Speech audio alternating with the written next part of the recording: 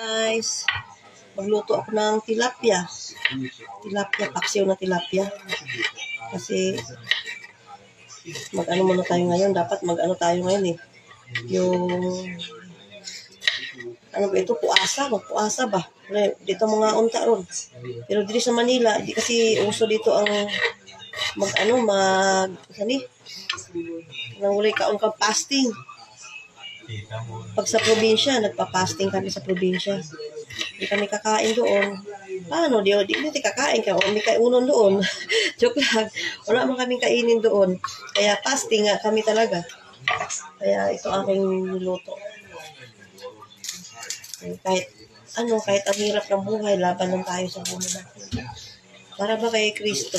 Kristo, nagdungsa sa krus dahil sa kasalanan natin. Kaya, kahit wala tayong pera, tuloy pa rin ang buhay. Hindi yung pera lang ang sinasamba natin. Kailangan talaga yung ating spiritual, yung kaluluwa natin, pakakainin din natin kasi kailangan din natin pakainin ng yung ating kaluluwa. Kasi yun ang dasal.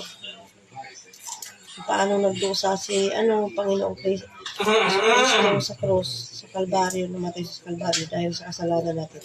Ganon din tayo. Yung ating kaluluwa, ang ating espiritu, kailangan din natin ng dasal. Kailangan pakainin natin ng dasal.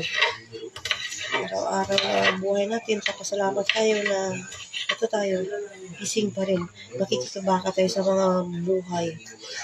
Sa buhay na hindi naman ito ibigay ng Panginoon kung hindi at kaya natin ito.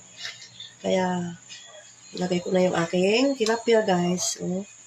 Tilapia na nandito yung aking brother husband. Kailangan ko yung kami, sanay mo kami na di mo kaunog buntag. Siya, makaon yun na siya buntag.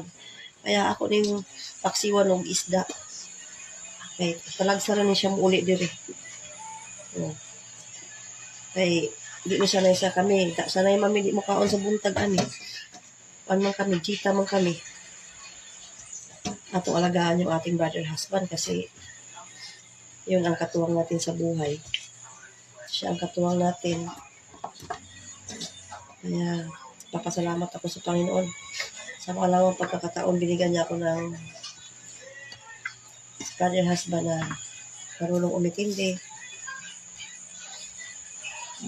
Nagkamali man ako nung una, pero ngayon, ito, kahit marami akong utang dahil sa mga garantor ko, hindi ko na sila singilin, bahala na sila. Bahala na ang Diyos sa kanila magbayad